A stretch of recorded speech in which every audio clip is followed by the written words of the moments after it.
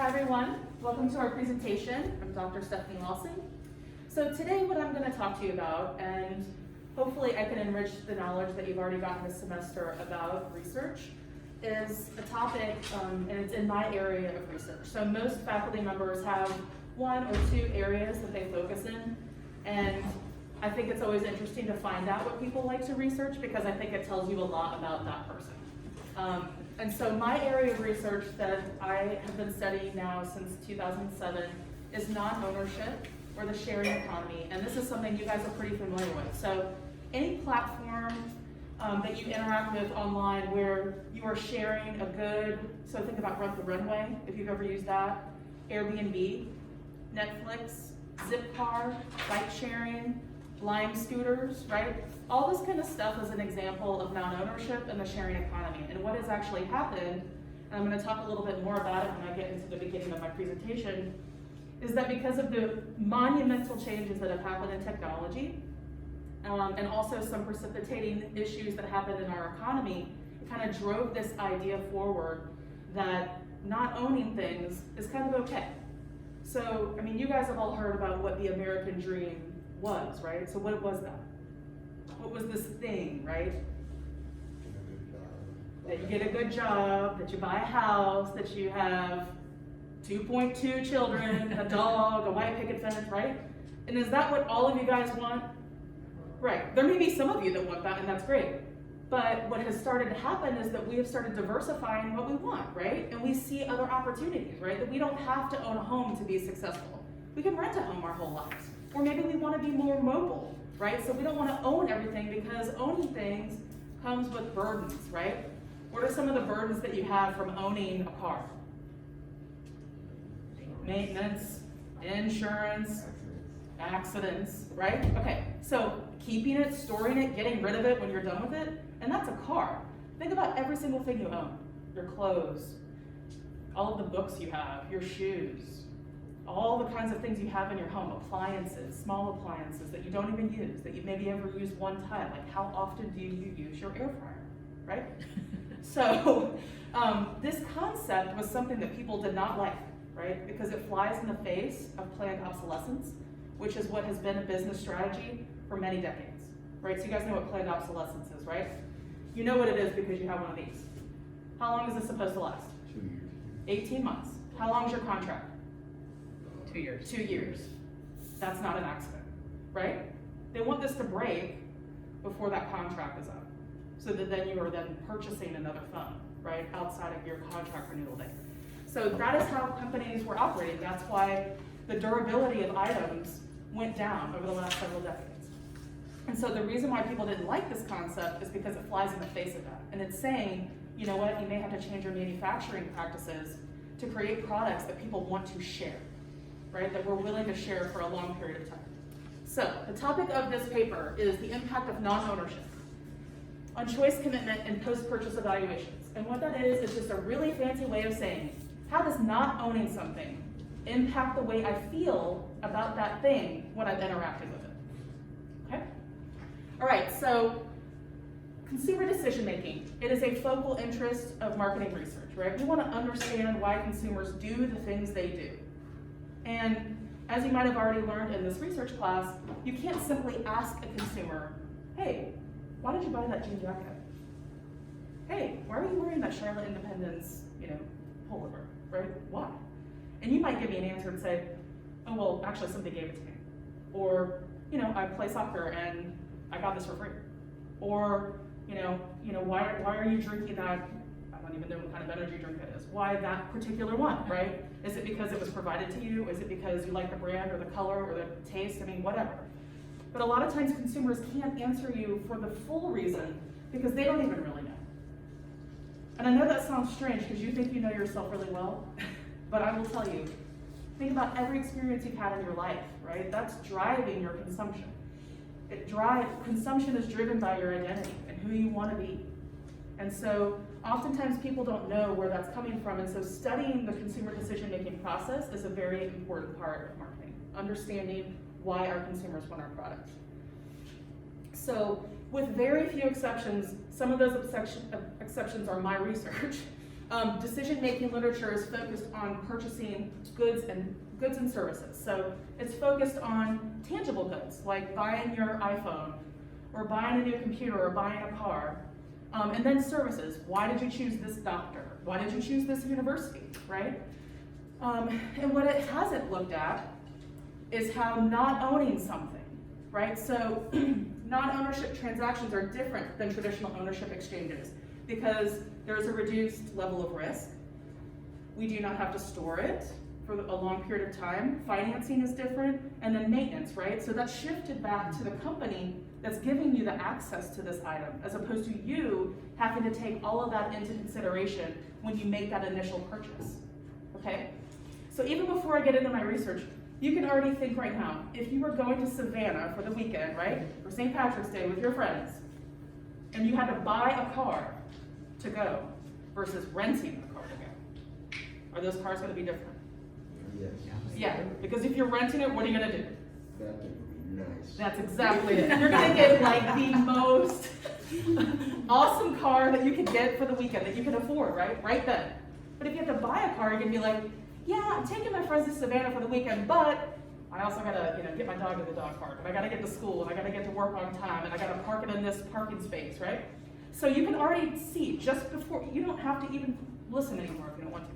But just from me telling you that, you know it's different. And that has not been studied. So that to me is really interesting.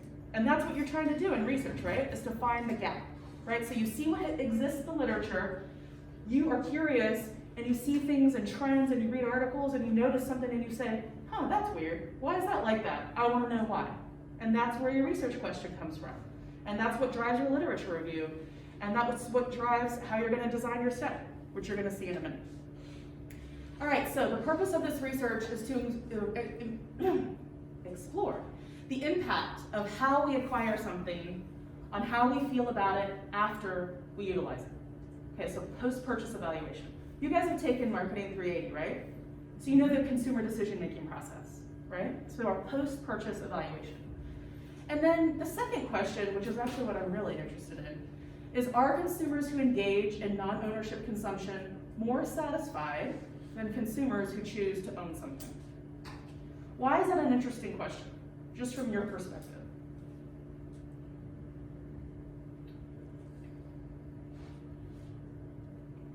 Why? Because they don't have to fully commit to anything. They can do whatever they want. That may be why, right? Why would that be important for a business to know?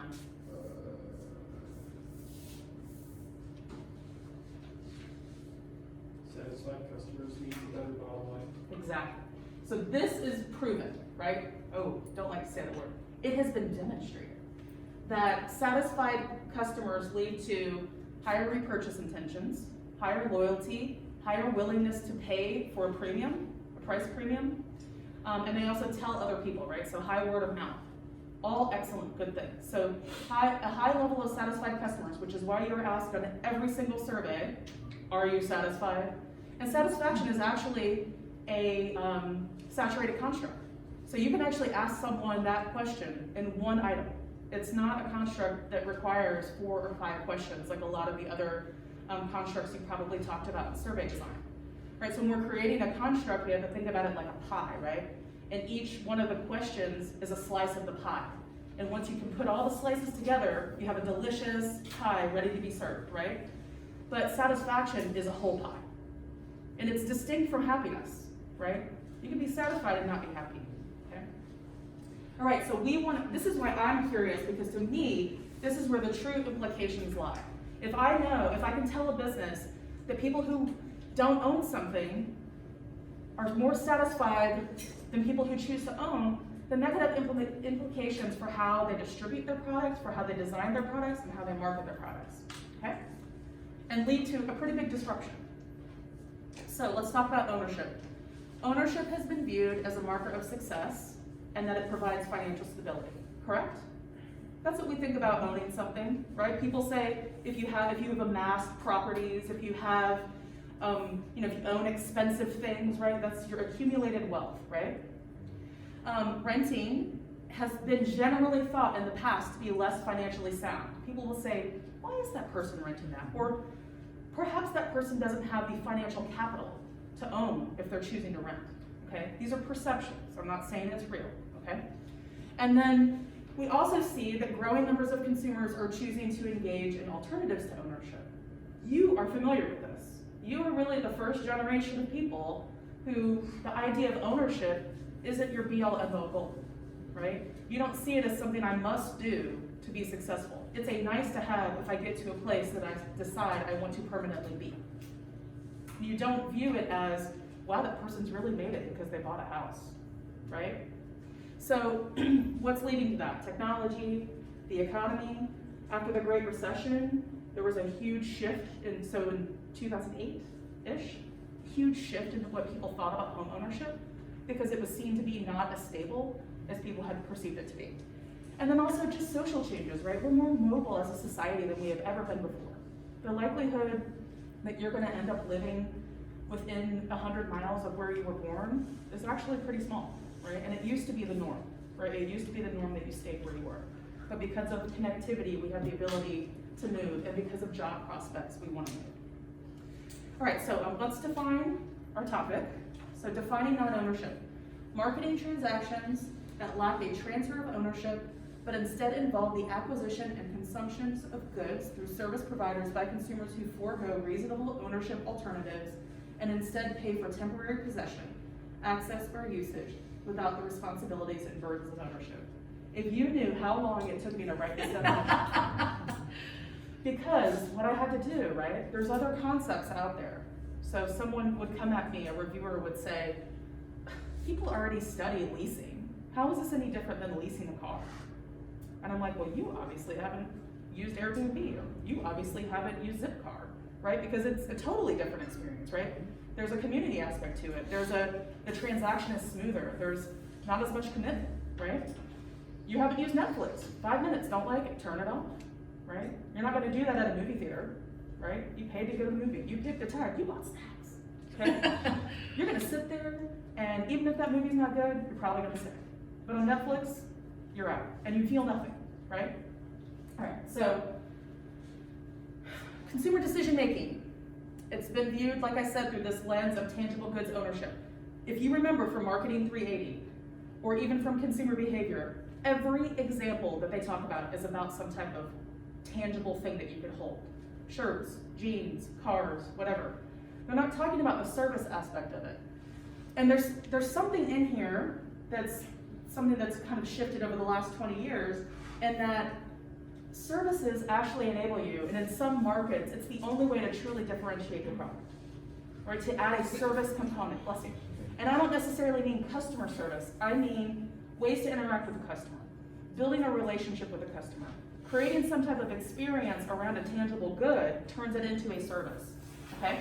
And so that's why we can take drills of a brand, Marika, that's highly known to be high quality, and we can rent them at Home Depot, and people are like, that's cool, because I'm never gonna spend $300 on a drill, but I'd like to use that on my home project, because I believe the quality of that drill will help me achieve what I wanna do with my product, with my project, okay?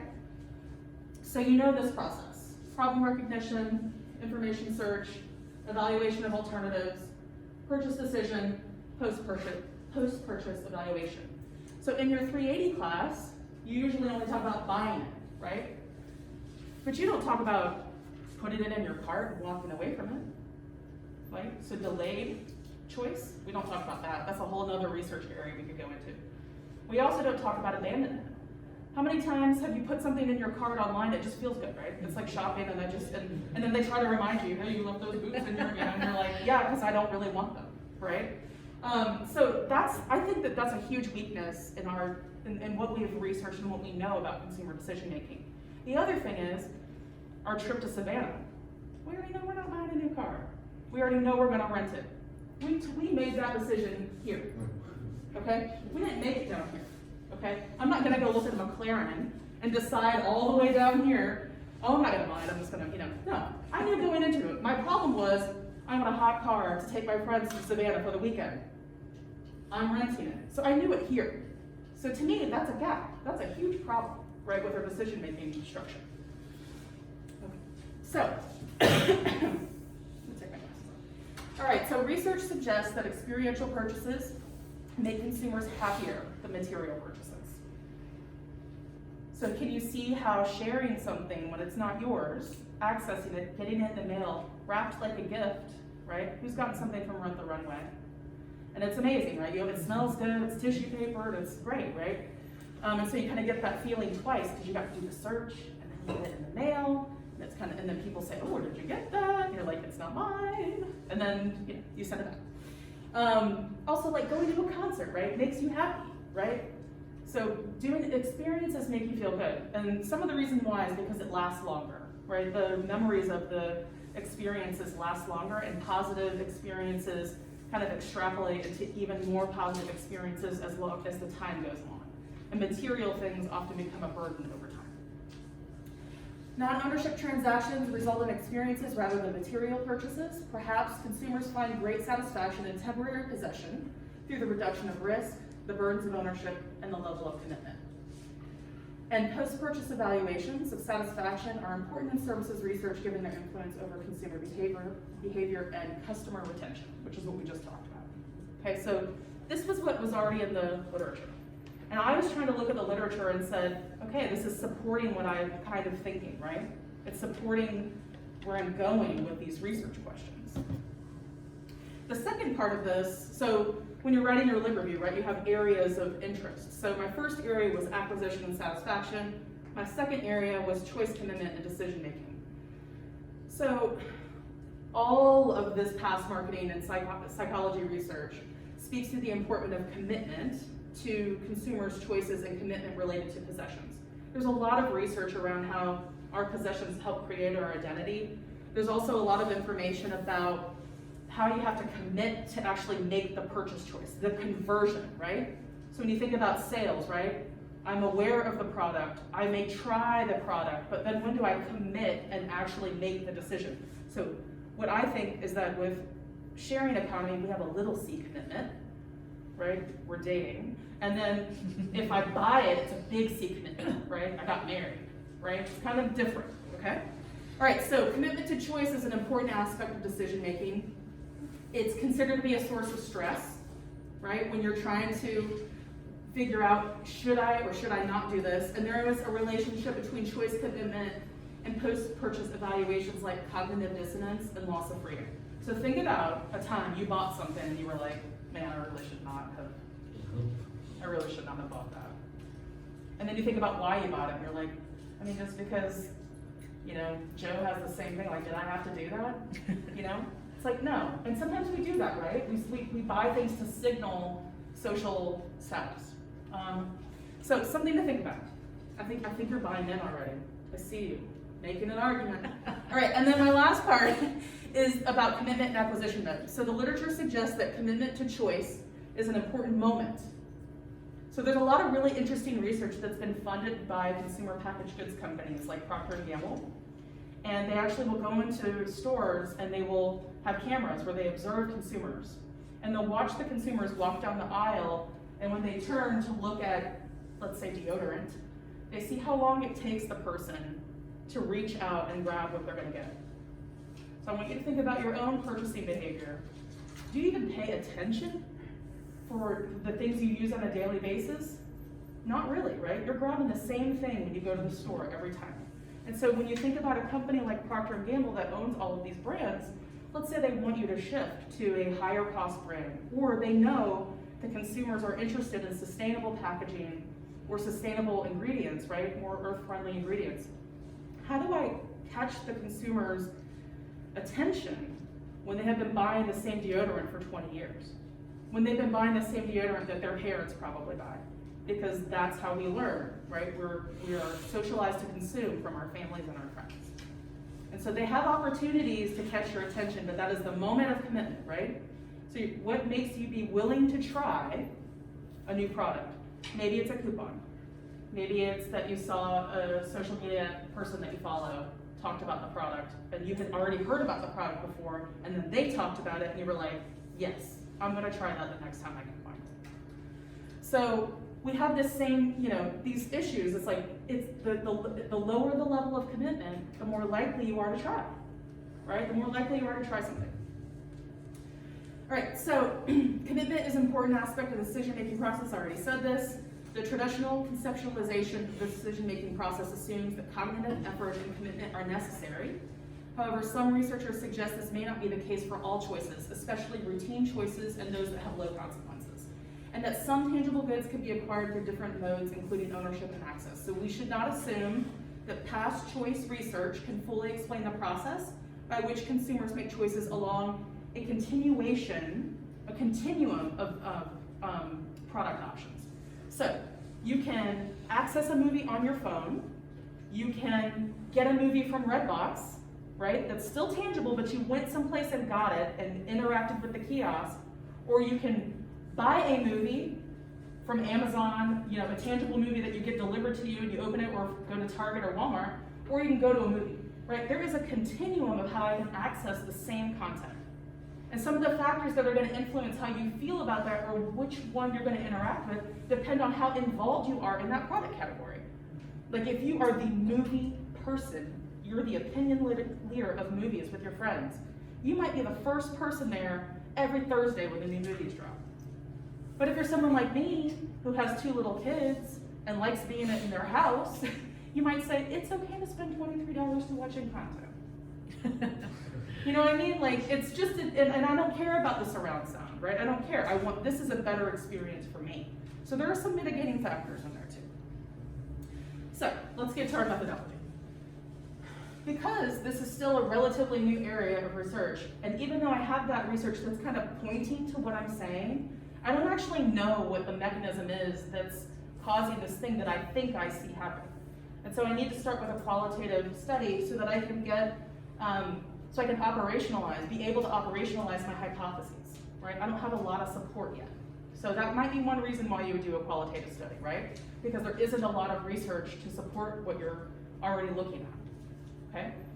And then we followed it up with an experiment to kind of show some of these relationships. So study 1 was a grounded theory approach. You guys have learned about grounded theory, right? What's grounded theory?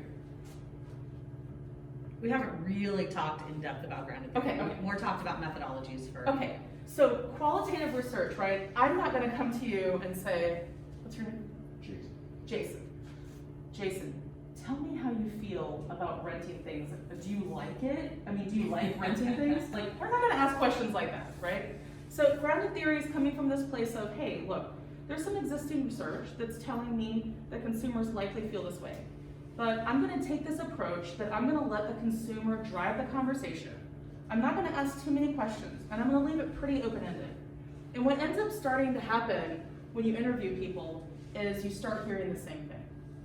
You start hearing them say the same things. Even though the people that I interviewed were females, because I got access to a group of consumers who were customers of a company called Bag, Borrow, or Steal, which you might know from the first Sex and the City movie, right? She gets a bag from there.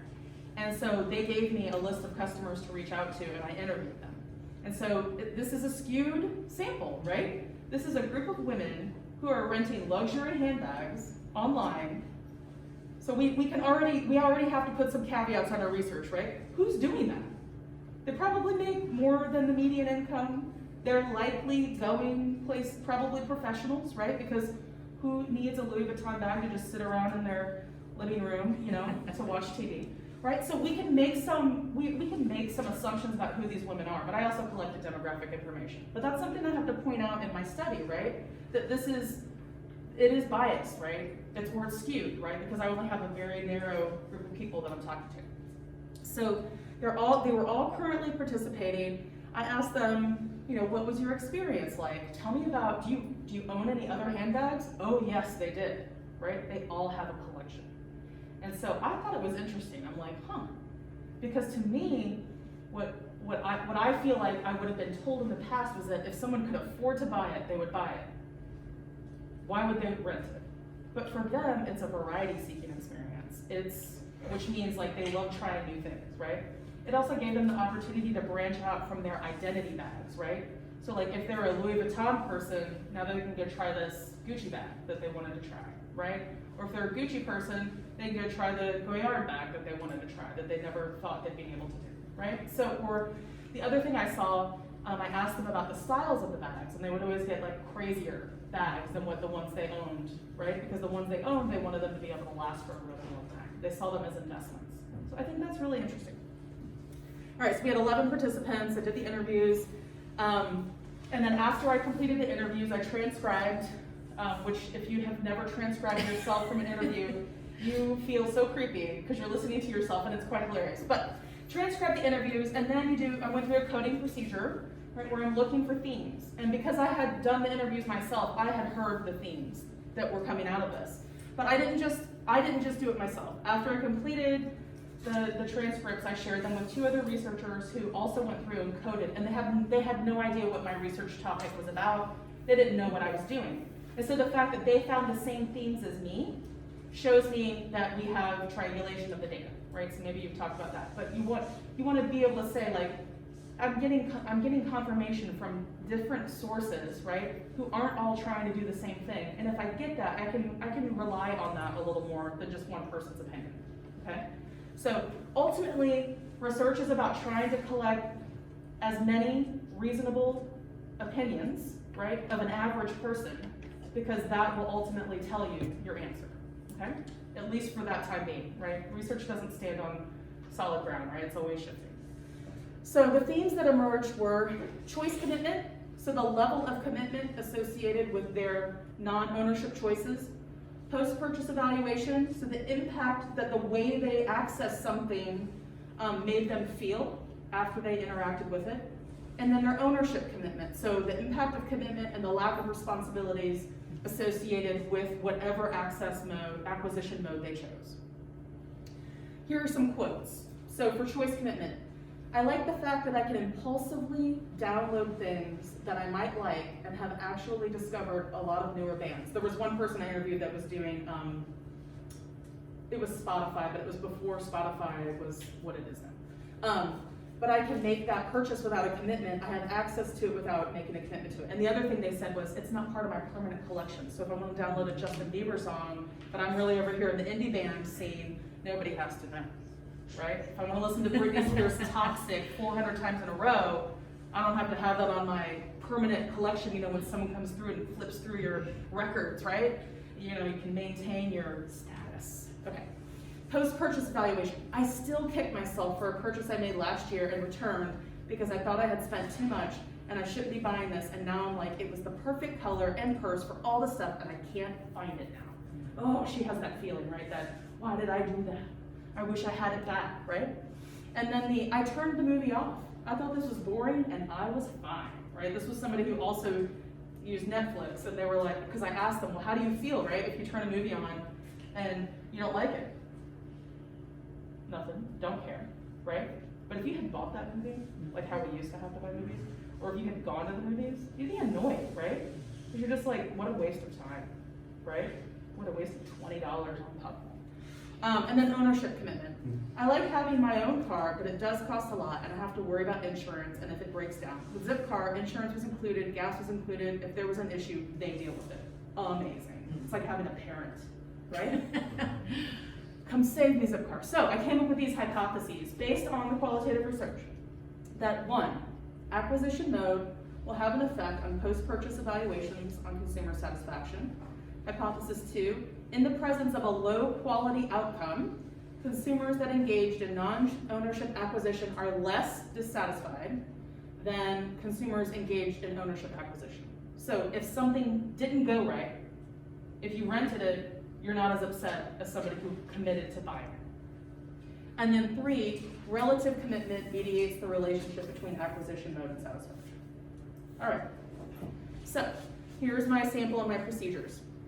I did a scenario-based experiment. It was a 3x2, so you guys talked about that. So I had three acquisition modes: buying, renting online. So I kind of gave you an example of that, right? So I either buy it in person and I own it, I go in person and rent it, think about textbooks, or I rent the textbook online, right? I can do the same thing with movies, right? I can go to the movies, I can rent it from a kiosk, or I can access it through one of the streaming services. And then I had 2 outcomes, so my 3x2. High quality versus low quality. So you had a good experience or you had a bad experience. And so one of the things you have to be really careful of when you're creating experiments is you cannot be heavy-handed in the language that you use. Because when you are heavy-handed in the way that you discuss the failure of the experience, it biases people to say, oh yeah, that's terrible, I hate that, right? You have to be really careful and try to use as few words as possible to manipulate the scenario that you're creating, okay? So we had 6 scenarios total, so the 3x2, right? They were designed for each product category of movies and textbooks. And they were instructed to imagine one of 3 experiences. Either they were buying, renting, or renting online. And then they were randomly given one of the outcomes. So either the renting went great, or in the textbook example, they rented it, but whenever they tried to pull the textbook up, some of the pages were blank. Annoying, right? And then for the movie, it was that the movie wouldn't load, right? That Netflix was having, we didn't use brands, but that the streaming service was having a slow upload time. So somebody could argue, oh, well, that's the internet provider. But I think most of us, we blame we don't necessarily say, oh, Spectrum, or, we say, oh, Netflix, you're not loading. And yes, I am still watching the show. All right, so 122 subjects. And I believe I did a calculation of based on how many questions I was asking, I think I did a power analysis of how many respondents I would need. I had 122 respondents. They were 20 to 42 years old with a mean average of 22, 44% male, 56% female. And this is important, right? Because what I want to argue in my paper is that I would suggest that this is probably the key age range of people who are engaging in this type of consumption to begin with, right? These are people who are accessing things online. These are people who are okay with not owning things. Now, if I had a skewed older population, right, I might see some wonky results, and they might not be real, right? Because people who may be older are set in their ways. The way they consume is more solidified. So a younger consumer average age is good for me, and I can justify it. And so you have to think about that when you're doing research. Who's your target audience, right? So if I go to Apple, or I go to Home Depot, or I go to Lowe's, or I go to any of these clothing manufacturing, if I go to Patagonia or whatever, right, Zara, and I say, hey, you should put together a subscription box. And they say, why? And then I show them the average age and it's like 70. They're gonna be like, that's not our target audience, right? So, something to think about. So here are the results. You don't have to know how to do this yet. You don't have to know how to, you don't have to understand how this happened, okay? But I did this in SPSS, and basically what I want you to look at, okay? The blue line is buying, okay? The green line is renting. You still went someplace, right? So you had to do something. And the gold line is online, so purely liquid consumption, okay? So what you see here is that when the outcome was low, so when they had a dissatisfying experience, so the movie, either they did not like the movie, right? They went and it was like, the movie was not good. Or something was wrong with the DVD that they got from the kiosk. Or Netflix wouldn't load, right? But look how, these are spread out, right? They're not all equally dissatisfied. Why is that? Because of the hypotheses in place, right? So I gave them the scenario, then I asked them a series of questions that were related to the constructs that I laid out in my hypotheses. I asked them about choice commitment. I asked them how they felt about the acquisition mode, right? And then on top of that, I asked them some additional questions at the end of my survey, not at the beginning to bias them, but at the end of my survey, I asked them some general questions about how they feel about renting to begin with, so that I'm able to go back and say, this is not a fluke, right? They actually weren't as upset. And the reason why is because they weren't as committed. They could literally turn it off and immediately watch something else, okay? And you may be sitting there thinking, yeah, right, everybody knows that. This isn't published. Nobody knows that. You know it, but you haven't researched it, and you haven't got the data to support it, right? So then we see in the high quality, there isn't a difference, and that's fine, right? Because everybody should be happy. This right here shows a company like, this is interesting, right? They're gonna be as satisfied right, if they have a high outcome, and they're going to be less dissatisfied, right? They're still going to be a little more happy than the people who had something happen if they bought it, okay? So then, over here with textbooks, I hope you're going to figure out the anomaly here, okay? So, same thing. Blue line is buying. Man, we don't like buying textbooks, do we? No. Look at that dissatisfaction, man. It's just up there. Okay. The gold is renting, and the green is renting. Oh, wait. The green is renting. The gold is renting online, so Ched, right? Or E. Pearson, right? The green is going to the bookstore, and the blue is buying. So I have a low quality outcome. Why doesn't this look exactly the same, do you think?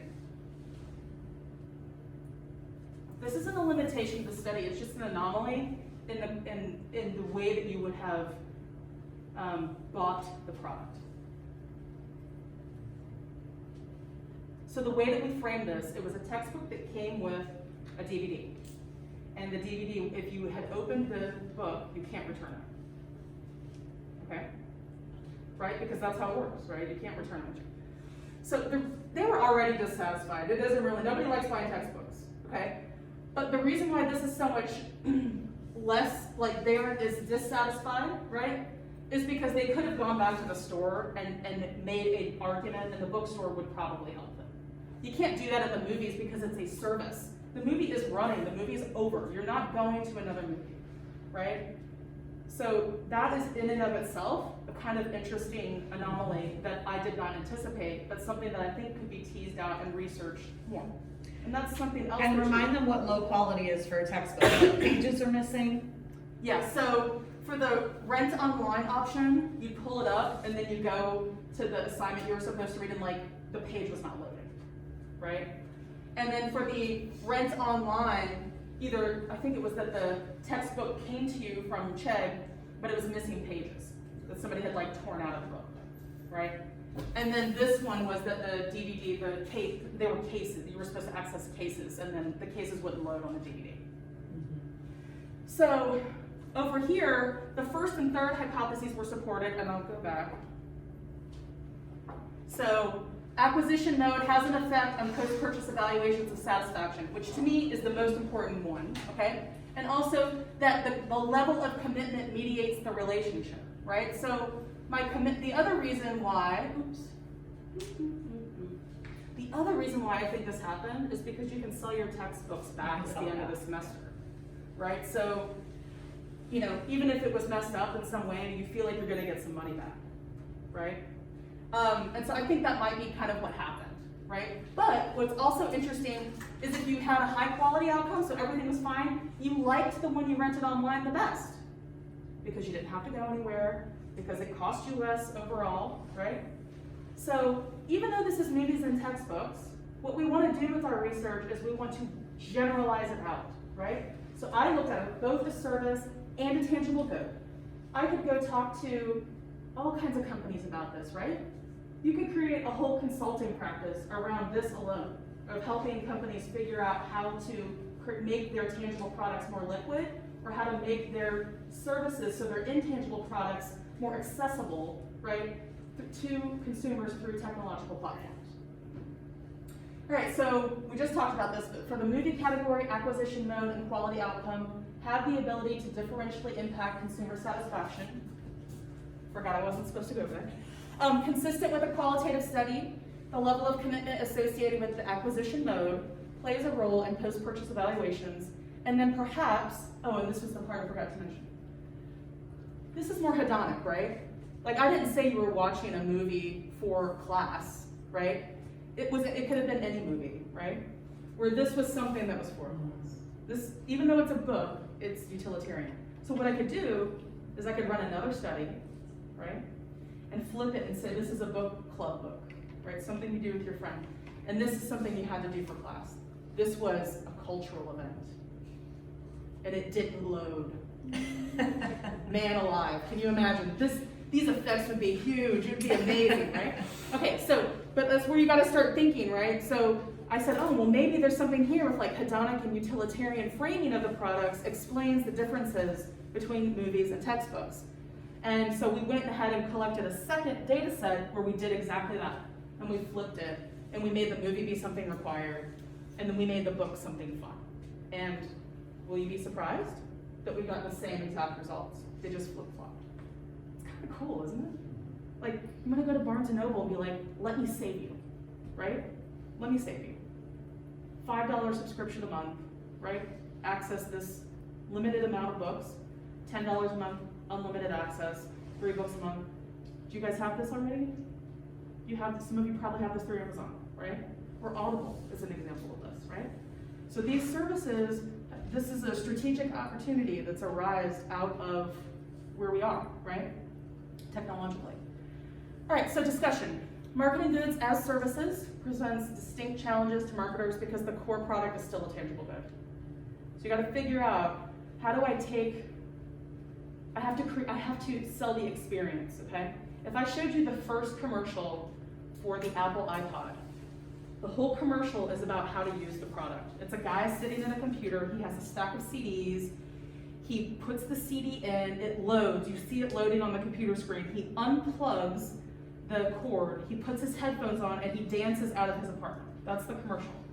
And the whole point is to show you how to use it because that was such a new product, no one knew how to do that, right? We were just used to like carrying around our giant CD players, you know?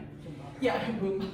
So that's how they were initially, because they have to educate the consumer, right? So the whole consumer education aspect of it. Now what are iPhone commercials about? It's like just colors and pictures and, you know what I mean? It's like, it's all about the experience, right? This is who you're gonna be if you have an iPhone, right? Or Samsung, right? This is who you're gonna be if you have it. That is a tangible good. This is a piece of metal, right? Think about all the services you access. It's brilliant. It's a brilliant idea, right? To try to figure out how to make this essentially your brain. All right, past research has focused on what we buy, right? But this research introduces the idea of how we buy, right? That also impacts our decision-making process.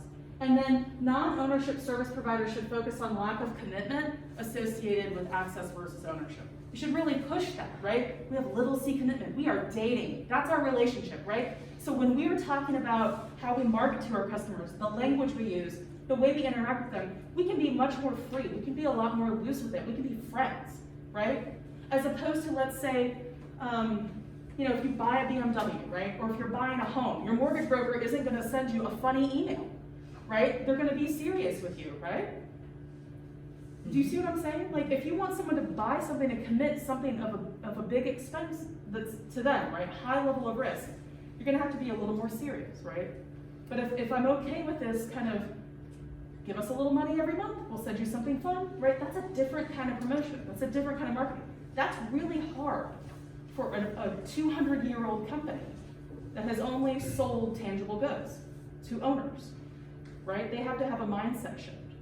So just kind of an interesting thing to think about. And maybe now you'll notice some more of these things happening, you know, even at like Nordstrom, they have resale. They're selling consignment stuff of luxury brands back at their store. How fascinating is that? At a department store, right? And there's a whole other group of tangential research ideas related to this, like the rise of secondhand clothing. I don't know how many of you guys are into that, but it used to be, right, you could only buy secondhand from whatever stores were in your town. But now you have Poshmark, right? You have ThredUp.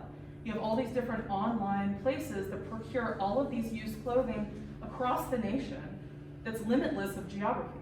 So that makes that business much more profitable because they're able to meet the needs of various consumers in different places across the country. So if they can get the distribution part of it down, right, then it's a distribution problem. It's not a product problem, right? It's not the product mix that's a problem, it's the distribution that's a problem. So I think that's kind of an interesting thing. That's all I got. What questions do you have? Wow, I've left you speechless. I have a question. What